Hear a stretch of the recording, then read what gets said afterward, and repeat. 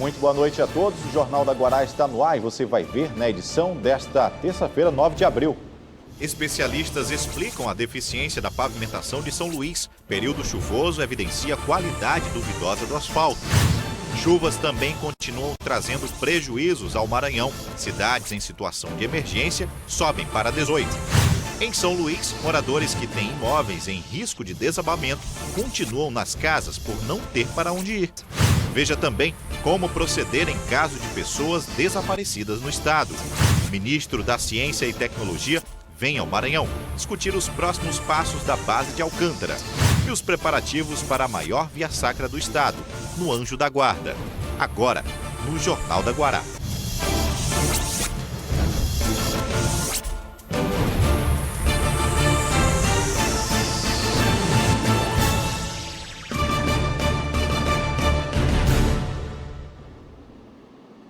Quem trafega por São Luís sabe as deficiências que temos na pavimentação nas ruas e avenidas. O asfalto, de qualidade questionável, acaba se esfarelando nesse período de chuvas mais intensas e, quando não é rapidamente consertado, acaba provocando muitos prejuízos aos condutores de veículos. Estava passando aqui pela Rua da Inveja e, ao me deparar com um pequeno buraco, logo quando eu passei em cima do buraco, cedeu o asfalto e meu carro teve vários danos. Recentemente, o Jornal da Guará exibiu em uma reportagem o relato desse empresário que, ao passar pela Rua da Inveja, no centro da cidade, afundou com o carro após o asfalto ceder. A situação não é incomum e motoristas encontram buracos nos locais que deveria ter asfalto. Percorrendo ruas do centro ou avenidas, dá para perceber que a situação das vias é precária e a cada chuva os buracos aumentam. Mas qual seria a causa disso? O que chamamos de asfalto, na verdade, é a pavimentação. O asfalto é apenas um dos materiais usados. Ele é misturado a materiais como areia e brita para formar a superfície da pavimentação. Um terreno natural, o leito, que nós chamamos leito ou subleito, esse terreno natural a gente normalmente limpa, regulariza e se executa várias camadas, uma por cima da outra, em camadas, múltiplas camadas, e essas camadas vão tendo uma hierarquia de qualidade. A última camada é o asfalto, que é um material nobre. E esse é o problema do asfalto em São Luís. As camadas inferiores não são boas e, por isso, com frequência, a superfície da pavimentação cede por falta de uma boa base. Apesar de uma superfície lisa e suave ser frequentemente associada à qualidade da pavimentação, ela é como se fosse a embalagem do produto. É o conteúdo, ou seja, o que está por baixo do asfalto, que diz se a pavimentação é boa ou não. Esse engenheiro especialista em obras rodoviárias explica que o problema nem sempre é a execução, e sim nos projetos de pavimentos urbanos. Tanto que os órgãos responsáveis federais estão contratando as universidades brasileiras, universidades as mais renomadas, para modificar esta metodologia de projeto, de dimensionamento dos pavimentos. Então, basicamente, é uma concepção de projeto. A Câmara de Vereadores de São Luís acompanha o problema e os parlamentares cobram um planejamento do Poder Executivo. O que a gente tem feito aqui agora é propor justamente uma frente que acompanhe a qualidade do asfalto e que esse asfalto seja efetivamente implementado onde a gente tem micro e macro drenagem. Não adianta simplesmente soltar o asfalto de qualquer jeito, em qualquer avenida, onde a água breve levará, porque não foi feito todo o trabalho anterior, que era de preparar o solo para receber esse solo e os locais por onde essa água que vem, inclusive a água utilizada, possa escorrer. Procuramos a Secretaria Municipal de Obras e Serviços Públicos para saber quanto o município investiu nos últimos 2 anos com asfalto nas ruas e avenidas da capital, mas não tivemos resposta. Enquanto isso, os motoristas tentam desviar do problema ou torcem para não passar pelo susto que o Pablo, do início da nossa reportagem, passou. De acordo com a Defesa Civil, 18 municípios já decretaram situação de emergência no estado. Até agora, 422 famílias estão desabrigadas em 1.106 desalojadas. O Corpo de Bombeiros está intensificando a operação de auxílio aos moradores das áreas ribeirinhas. atuando de forma integrada com as prefeituras para remover as pessoas que ainda estão nas áreas de risco. A Secretaria de Estado das Cidades e Desenvolvimento Urbano está prestando apoio aos municípios atingidos através do programa Cheque Minha Casa, em caráter emergencial e indenizatório, auxiliando as famílias na recuperação dos bens, além de ajudar em assistência social.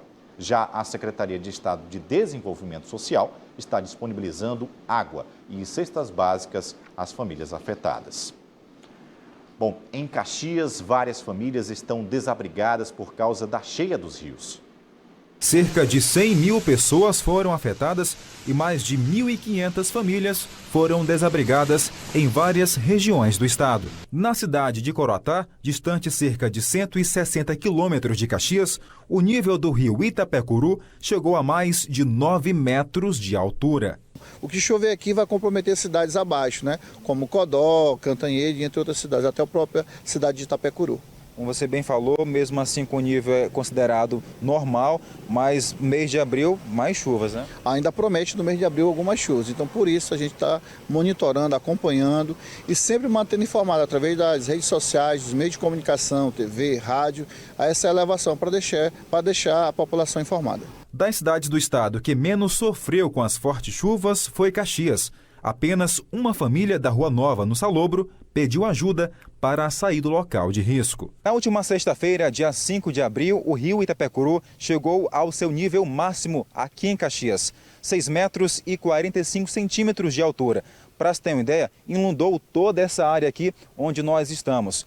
Como nas últimas horas não choveu nas cidades que antecedem Caxias, o rio recuou 4 metros e agora está em 2 metros e 50 centímetros, considerado o nível normal. Apesar da redução do nível da água, o rio pode voltar a subir.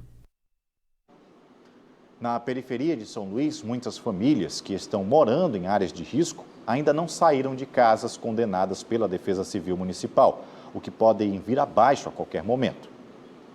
A emoção de quem não quer deixar a casa. A dona Cleusa conta que mora há 10 anos no Sacavém, um dos bairros mais atingidos pelo temporal que caiu no dia 24 do mês passado. Ela vive com o marido e 2 filhos que tentam seguir com a rotina, mesmo com a ameaça de mais transtornos provocados pelas chuvas. Ela recebeu o aluguel social, nos mostrou cheque no valor de R$ 400, mas disse que não vai atender a recomendação da prefeitura. Não era preciso ter interditada, né? Aí eu recebi R$ 400, eu estou disponível a entregar esse dinheiro. Eu não vou querer, porque da minha casa eu não vou sair. Mesmo com muitas casas interditadas, famílias permanecem no local. Hoje, a principal reivindicação dos moradores é a limpeza daquela vala ali, que está entupida e qualquer chuva pode piorar os alagamentos. A vala fica atrás desta casa, uma das mais prejudicadas. Do lado de fora é possível perceber a destruição dos móveis. Por dentro, lama e entulhos deixados após o desabamento do teto e paredes. Eu espero que a CEMOSP venha ter um mínimo de dignidade de vir limpar a vala, porque eles limpando a vala aqui, a gente pode voltar para casa, porque a maioria das casas, eu perdi danos materiais, mas muitas pessoas aqui perderam tudo. Mais de 20 casas foram interditadas pela Defesa Civil. Os moradores foram inscritos em programas de inclusão, como aluguel social para famílias desabrigadas.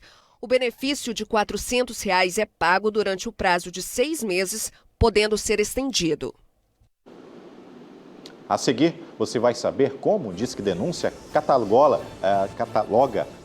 casos de desaparecidos aqui no Maranhão. E tem ainda os destaques políticos com Marcos Saldanha. Agora são 6 horas e 40 minutos. O Jornal da Guará de hoje segue propondo uma reflexão a partir de dados impressionantes trazidos pelo Fórum Brasileiro de Segurança Pública. O órgão encomendou uma pesquisa para o Comitê Internacional da Cruz Vermelha sobre os boletins de ocorrências registrados por desaparecimentos no Brasil. O resultado é impressionante e preocupante. Em um intervalo de 10 anos, entre 2007 e 2016, foram 693 mil registros de pessoas desaparecidas. Em média, 190 pessoas desapareceram por dia nesse período, 8 por hora. 2017 terminou com 82 mil boletins de ocorrências registrando o desaparecimento de pessoas, segundo o Anuário Brasileiro de Segurança Pública. Os dados do ano passado ainda não foram divulgados, mas é inegável que quanto mais rápido o registro do desaparecimento for feito, maiores as chances de encontrar a pessoa que sumiu. O Programa de Desaparecidos é parte das ações desenvolvidas pelo Disque Denúncia do Maranhão.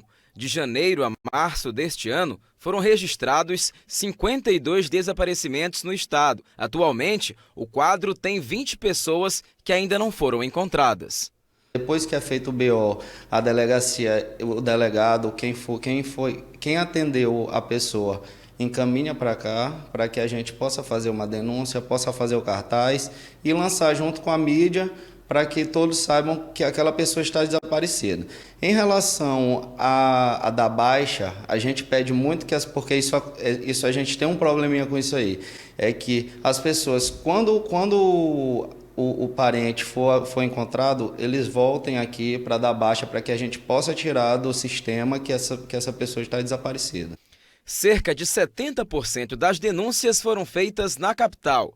O grande desafio é expandir o alcance dessas ferramentas em busca de desaparecidos para todo o estado. A gente vem trabalhando com divulgação, vem tentando levar para as delegacias dos interiores, né? Esse contato do Disque Denúncia para que as pessoas tenham esse conhecimento que acontece, que tem esse programa de desaparecidos no Disque Denúncia. Em São Luís, o número do Disque Denúncia é o 3223-5800. No interior, 0800 313 5800. O serviço também está disponível por meio do WhatsApp. O número é o 992 24 8660.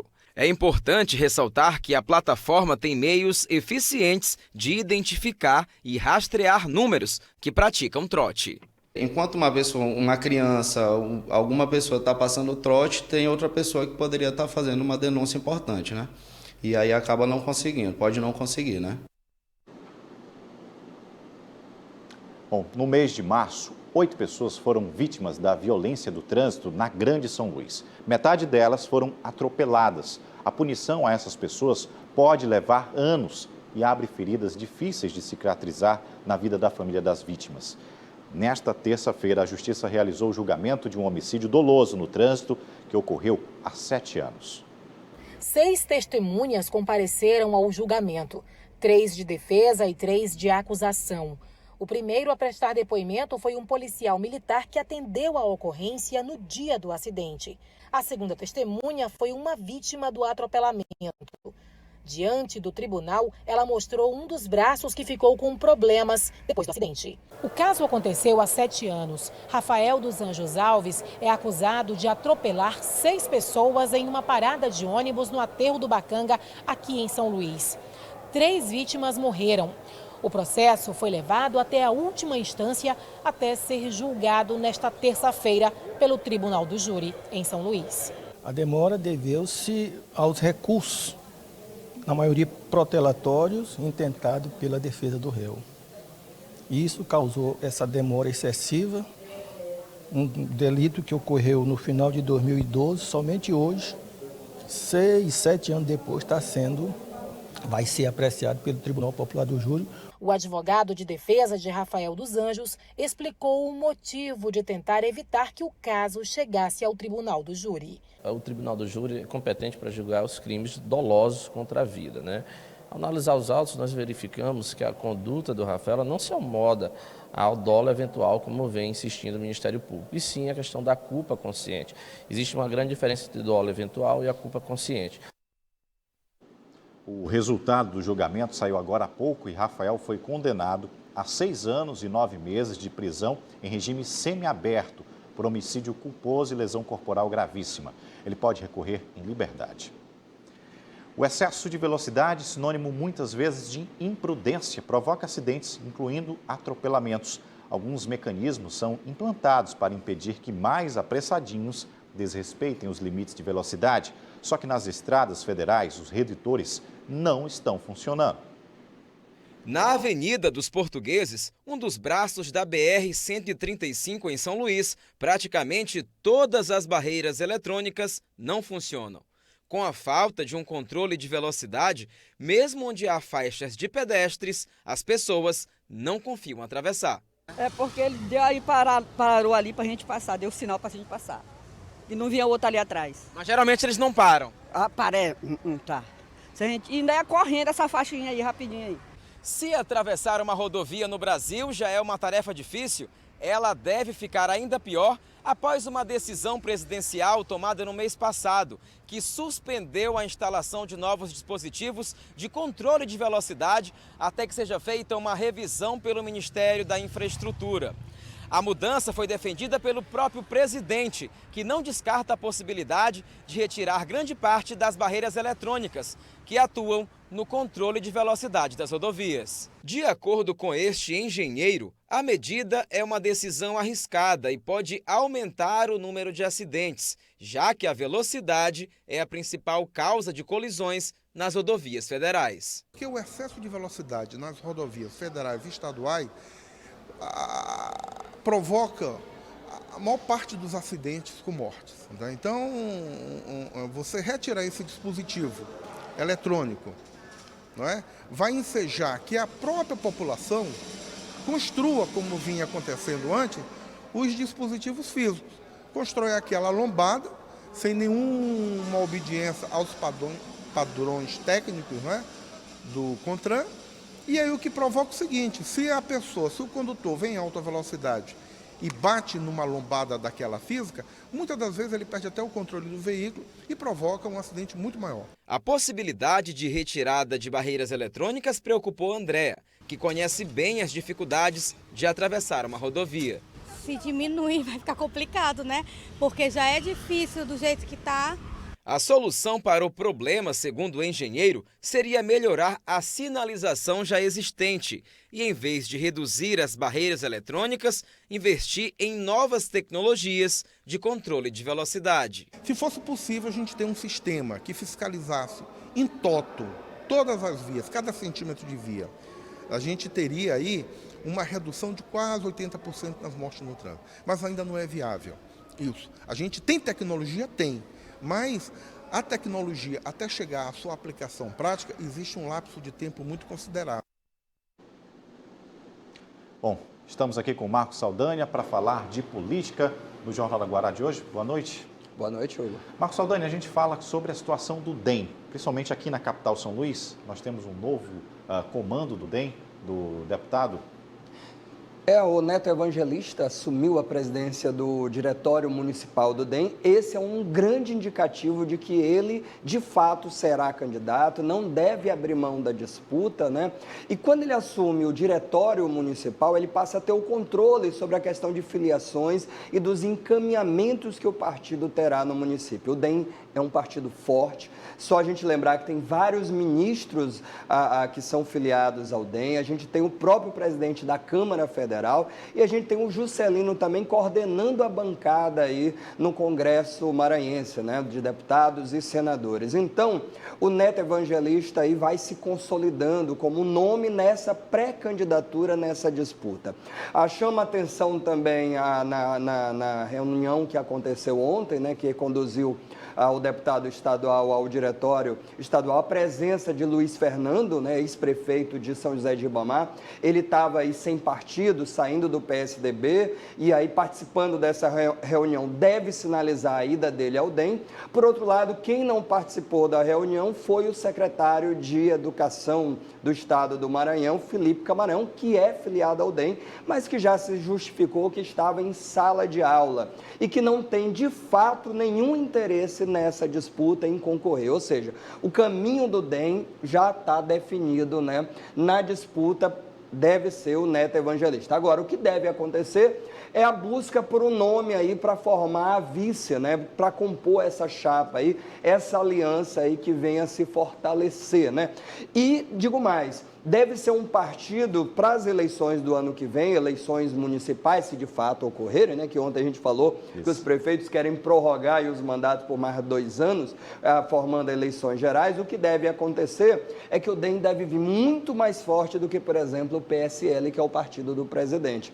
Já que o DEM, Hugo, vai ter ali a Vianney Brigel lá em Santa Inês, o prefeito de Viana, o próprio Assis, prefeito de Imperatriz, fez a migração para o DEM.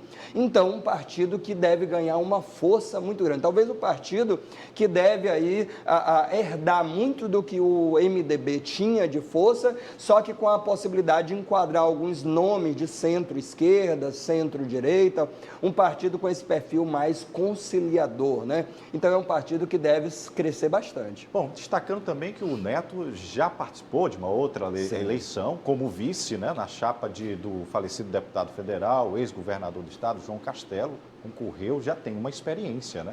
Pois é, ele é um jovem político, mas que já participou de eleições, né? Já tem reeleições. Ele foi o deputado estadual eleito mais jovem na Assembleia Legislativa, então ele já acumula experiência, inclusive em cargos aí do Executivo, né? Como secretário. Então já tem uma experiência no Legislativo, tem experiência com gestão, tem uma popularidade, tem um carisma muito grande e tem um pai, né? O João Evangelista, que foi uma figura, né? Presidente da Assembleia, que deixou um legado aí político forte e interessante. Então, um nome forte aí no campo do governador Flávio Dino para essa disputa municipal, que tem vários nomes, né? Só no campo do governador, eu diria que a primeira briga mesmo vai ser dentro do próprio grupo, que não está fácil. Bom, nomes de pessoas relativamente novas, mas a gente sempre tem que destacar, né? Tem que ter poder de gerenciar, poder de vislumbrar uma cidade melhor. Pois é, a população acho que quer exatamente isso, alguém capaz de solucionar e dar respostas aos problemas que a cidade tem, e não são poucos. Obrigado, Saldani. Boa noite. Eu que agradeço. Boa noite você de casa também. Bom, nós vamos para o intervalo, a seguir uma entrevista aqui no estúdio com o secretário de Estado da Ciência e Tecnologia, que vai discutir os próximos passos da base de Alcântara em um evento que vai contar com a presença do ministro Marcos Pontes. E ainda, o Exército realiza operação nas ruas de São Luís. Você vai saber o porquê após o intervalo. Agora são 6h56. Estamos de volta e agentes de endemia fizeram uma manifestação nas ruas de São Luís e deram um nó no trânsito. Eles estão insatisfeitos com os salários recebidos. A repórter Bianca Nogueira acompanhou a manifestação nesta manhã. Agentes comunitários de saúde e de endemias iniciaram nesta terça-feira uma greve geral. No primeiro dia de paralisação foi realizada uma caminhada que iniciou na beira-mar e seguiu até a sede da Prefeitura de São Luís, no centro. Enquanto os trabalhadores se deslocavam, o trânsito ficou parado.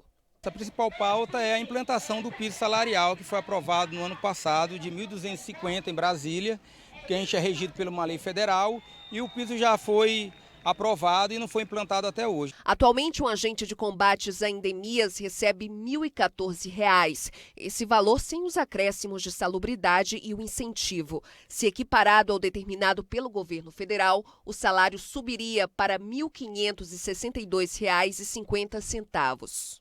As categorias também cobram o pagamento do Vale Transporte, que está atrasado há quase 5 meses, e a transposição de regime. Nós temos uma lei, a 13.595, que é a lei Ruth Brilhante, que foi aprovada em Brasília.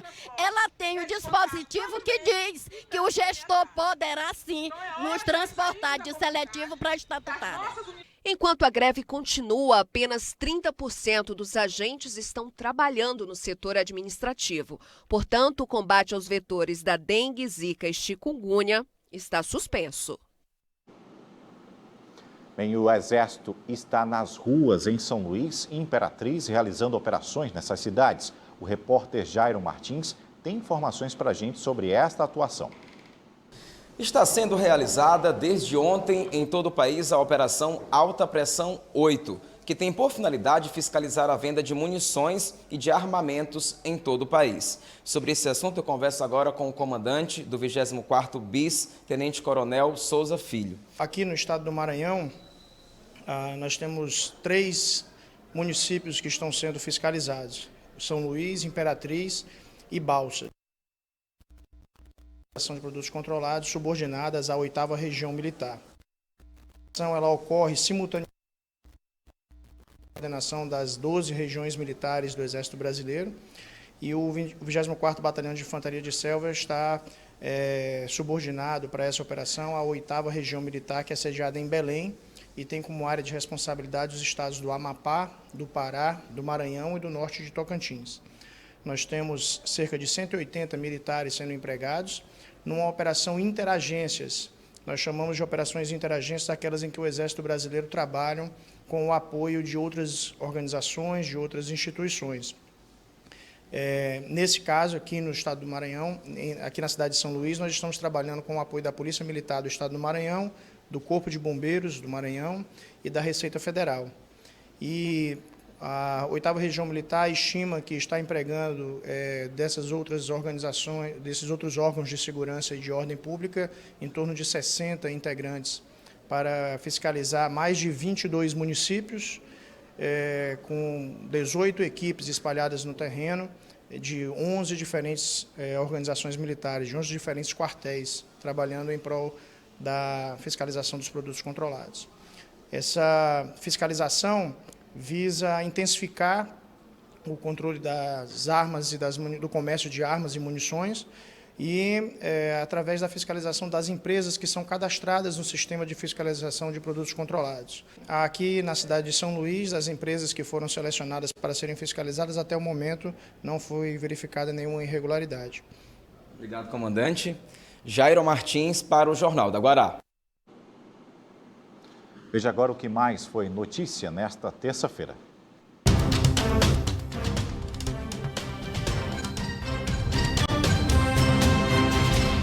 Buracos que começaram pequenos e agora são verdadeiras crateras. Esta é a realidade de quem mora na região do Turu, na Rua Nova.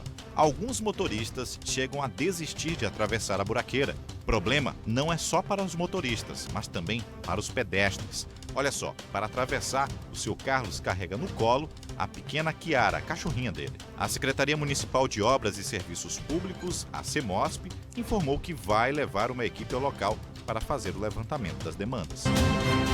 Em Santa Inês, a agência do Banco do Brasil foi explodida por 4 suspeitos que estavam com o rosto cobertos por camisas. A explosão mal sucedida não conseguiu abrir os cofres dos caixas eletrônicos. Neste ano, essa é a 3ª explosão no Maranhão. A polícia da região segue na busca dos envolvidos. Nós vamos para o intervalo, daqui a pouco voltamos com mais informações. Agora são 7h05. Fique agora com a Tábua de Marés.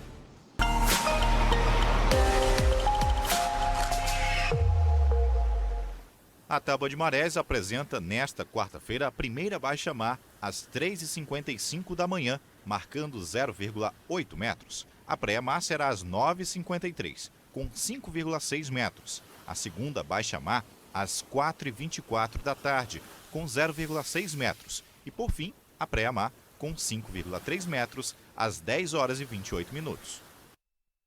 Amanhã será realizada em São Luís uma audiência pública que vai discutir direitos étnicos e o acesso a políticas públicas na comunidade de Alcântara. Boa parte da população daquele município é de remanescente de quilombos e os quilombolas estão envolvidos na polêmica relacionada à expansão da base de Alcântara. E todo mundo se pergunta, afinal de contas, quais serão os próximos passos dessa base? O ministro da Ciência, Tecnologia e Inovações, Marcos Pontes, estará em São Luís na semana que vem, discutindo esse e outros assuntos relacionados ao tema e ao desenvolvimento científico. Quem nos adianta um pouco mais o assunto é Davi Teles, secretário de Estado da Ciência, Tecnologia e Inovação. Secretário, muito boa noite. Obrigado por ter aceito o convite, estar aqui conosco para a gente falar desse momento em que o Maranhão é visto pelo mundo inteiro. Afinal de contas, nós temos uma posição geográfica incontestável, mas o maranhense também precisa saber quais são os próximos passos. Por isso é o motivo do evento que vai ser realizado? Isso mesmo, Hugo, eu que agradeço a oportunidade. Nós vamos realizar na próxima segunda-feira um evento chamado Base de Alcântara, Próximos Passos, exatamente para discutir de maneira ampla, na verdade um evento científico, um seminário científico, para tratar de maneira ampla alguns temas muito importantes acerca dessa questão da expansão do centro de lançamento de Alcântara. Né? Nós teremos 3 painéis tratando de 3 temas bastante importantes. Um tema da geopolítica, toda essa questão da soberania. Um segundo painel acerca do desenvolvimento socioeconômico possível de ser realizado e consequência possível dessa expansão. E num terceiro momento, a importância da produção do conhecimento acadêmico relacionado com o Centro de Lançamento de Alcântara, uma vez que nós temos aqui na Universidade Federal do Maranhão uma graduação de Engenharia Aeroespacial agora e também um mestrado em rede que congrega o UFMA, o EMA, Universidade Federal do Rio Grande do Norte e Universidade Federal de Pernambuco. Secretário, sempre foi muito difícil, mesmo antes desse cenário que o atual presidente coloca essas tratativas com os Estados Unidos, sempre foi muito difícil acesso às informações com o centro de lançamento e também essas discussões, essa própria troca de informações, essa própria troca de conhecimento, mas isso já vem sendo tratado, como o senhor mesmo disse, já temos a rede das universidades, a própria UFMA, trabalhando nesse sentido, ampliando e dividindo conhecimentos. Esse diálogo tende realmente a ser fortalecido. Essa é uma proposta desse evento, congregar, trazer para próximo da sociedade, se aproximar com o fato de que essa base instalada e utilizada pelos Estados Unidos pode vir a ser favorável aos maranhenses? É muito importante deixar claro que todo esse programa é de competência institucional do governo federal. O Centro de Lançamentos de Alcântara é um centro de lançamentos vinculado ao Ministério da Defesa, né, ao Departamento de Ciência e Tecnologia Aeronáutica do Ministério da Defesa e, portanto, de competência, inclusive, constitucional do governo federal. O que isso não significa dizer que o governo do Estado não tenha interesse, na medida em que é o representante do povo aqui do nosso território maranhense, né, em promover o debate acerca desses temas. É por isso mesmo que o governo do Estado resolveu tomar essa iniciativa de convidar autoridades federais, e as autoridades federais atenderam ao nosso convite, para explicar melhor algumas questões bastante importantes desse empreendimento, que é um empreendimento que já existe há bastante tempo, mas que agora vai ser ampliado. O governo do Maranhão é absolutamente favorável à exploração de Alcântara. Nós entendemos que é um vetor de desenvolvimento para o nosso Estado, um vetor de desenvolvimento científico e tecnológico para o Brasil.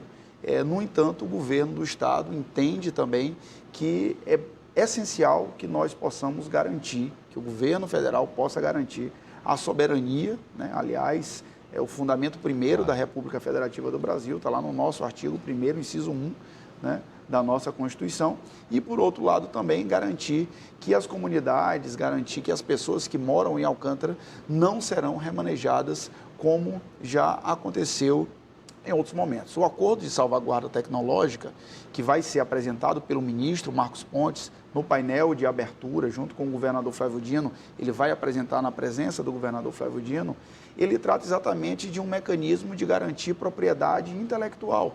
Na verdade, são tecnologias, expertises que em 80% dos engenhos aeroespaciais do mundo são fornecidos pelos Estados Unidos da América. Então, é absolutamente normal que haja um acordo de salvaguarda tecnológica, o que não quer dizer que esse acordo de salvaguarda tecnológica não tem que ser acompanhado, discutido, fiscalizado por aqueles que são os interessados nessa questão. Do ponto de vista da teoria, tá? Do ponto de vista daquilo que foi pactuado, é um padrão em relação ao que os Estados Unidos já pactuaram com outros países, como a Nova Zelândia, como a própria China, inclusive. No entanto, a execução de todo esse processo é que tem que ser a mais transparente possível e daí a nossa intenção e o interesse de realizar o seminário, já agradecendo, inclusive, que muitas autoridades federais que tratam desse tema aceitaram o convite e estarão aqui na próxima segunda-feira. Secretário Davi Teles, secretário de Estado da Ciência e Tecnologia, muito obrigado pelos seus esclarecimentos. Nós vamos acompanhar esse debate, vamos estar lá acompanhando com certeza, levar para o telespectador essa discussão acerca de um assunto tão enriquecedor, não só para o Estado, mas para o Brasil, para o mundo inteiro. Com certeza, só fazer um último convite, na próxima segunda-feira, dia 15, a partir das 8h30, credenciamento, 9 horas, mesa de abertura.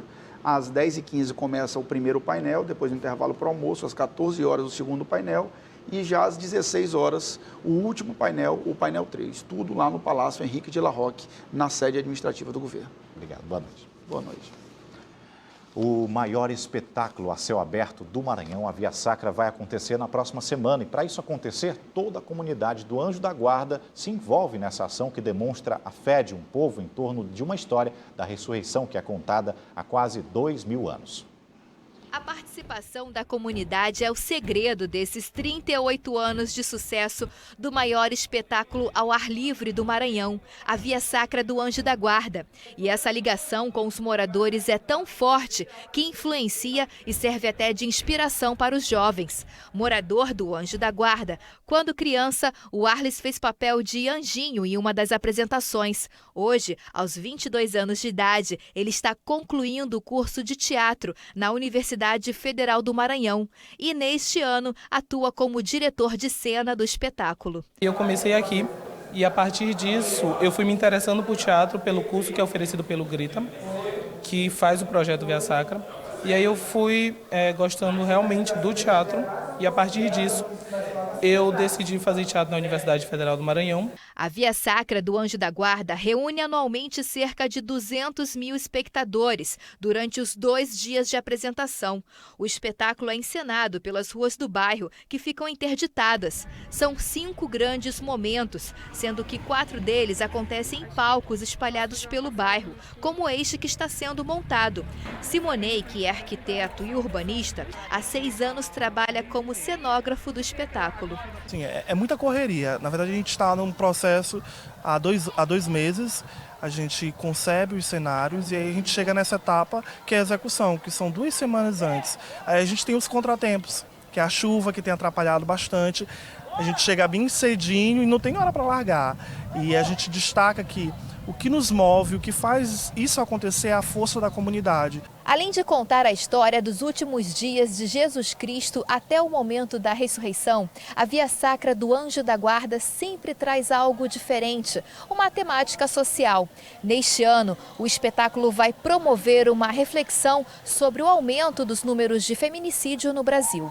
A abordagem do Grita, nesse momento, traz a comunidade junto conosco sempre, para que façamos uma reflexão profunda acerca das violências que são cometidas contra mulheres, LGBTs, crianças, idosos. Enfim, a abordagem vem em cima dos direitos humanos, mas o nosso foco central será, sem dúvida, a mulher. Uma boa noite para você de casa e até amanhã.